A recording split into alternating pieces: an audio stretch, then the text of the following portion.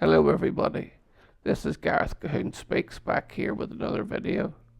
I'd like you to give me a thumbs up or hit the notification bell to be notified whenever I post my next video, or hit the subscribe bar to keep up with my content, or alternatively you can look me up at my website, which is www.garethcahoon.co.uk.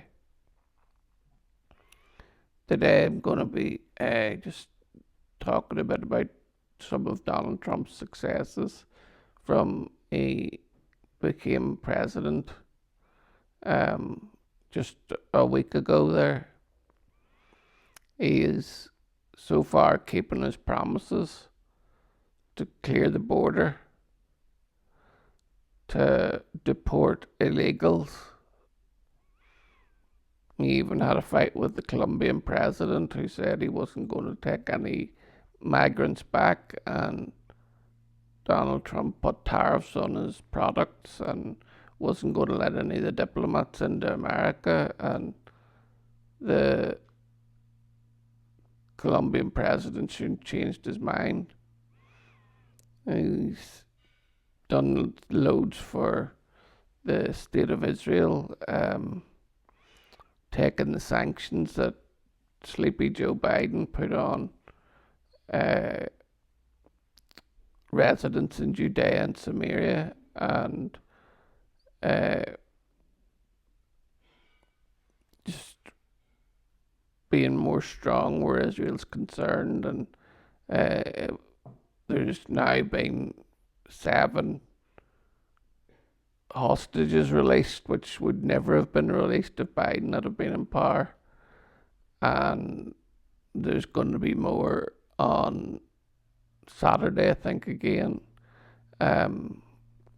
which will be wonderful. And again, these things couldn't have been done with another president. And also, you've got I'm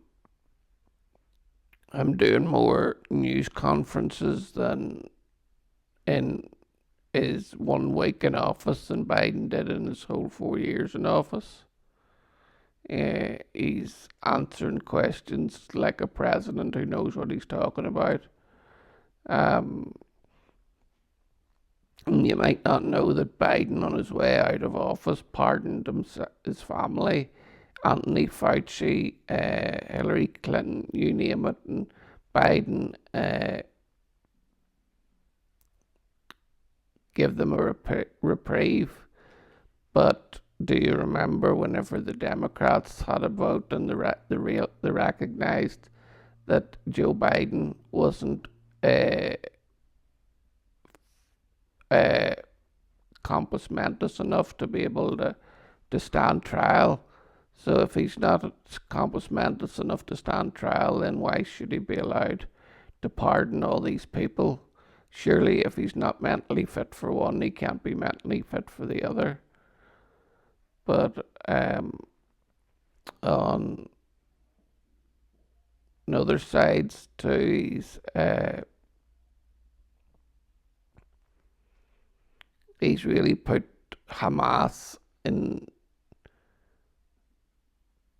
their box, and there's movement over in Israel now, and even seeing some flickers of talk between Russia and Putin also. And in Gaza, Trump has made the first sane suggestion that I've heard for the Middle East, which is clear out Gaza, let them go to Egypt and Jordan until the ruins are built up and they've got a beautiful city to go back to. But quite clearly Hamas was livid when they heard it. So was the Palestinian Authority, so were the few other majority Muslim countries didn't like it.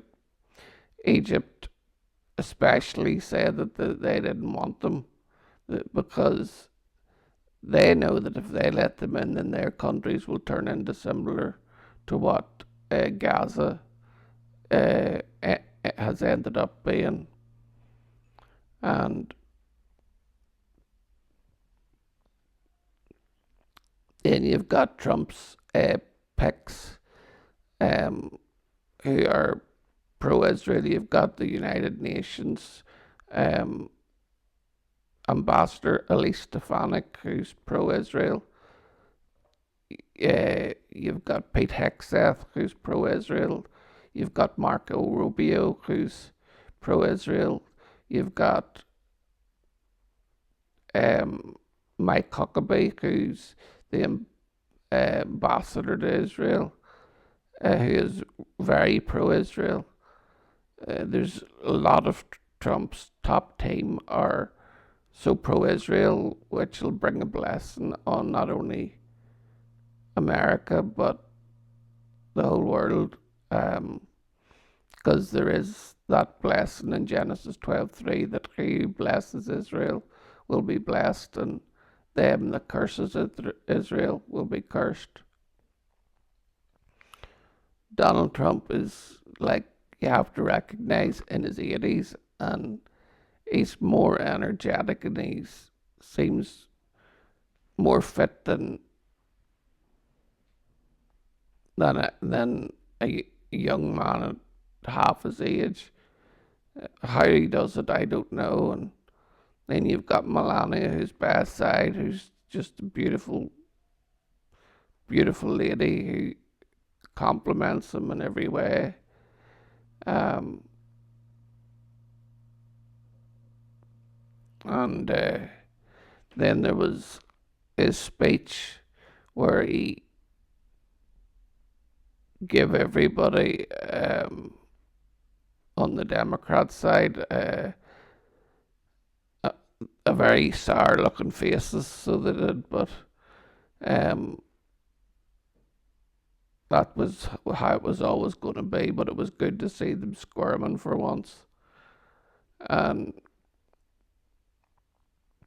yeah, what a beautiful family Trump has too. All of his lovely family that he had on stage with him, Melania, Don Jr., Eric,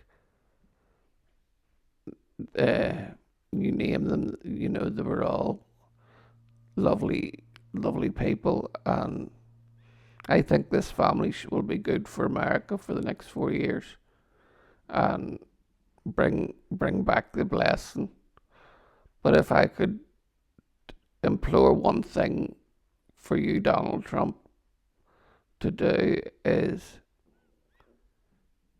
make something up of sovereignty for Judea and Samaria, of going to Israel,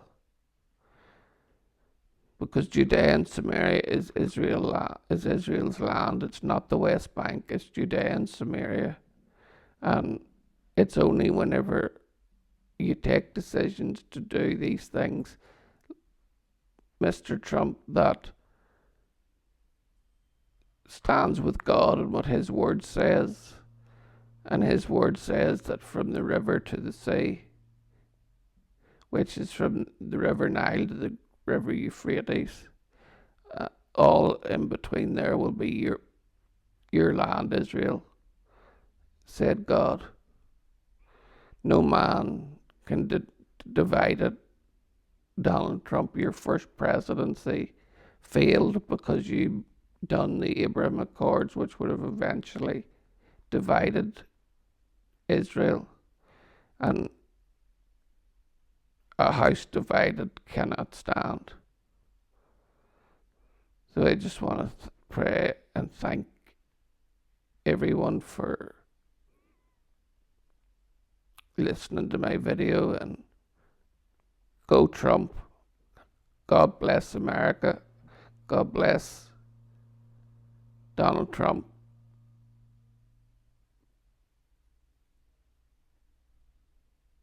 Hallelujah. Maranatha. Shalom.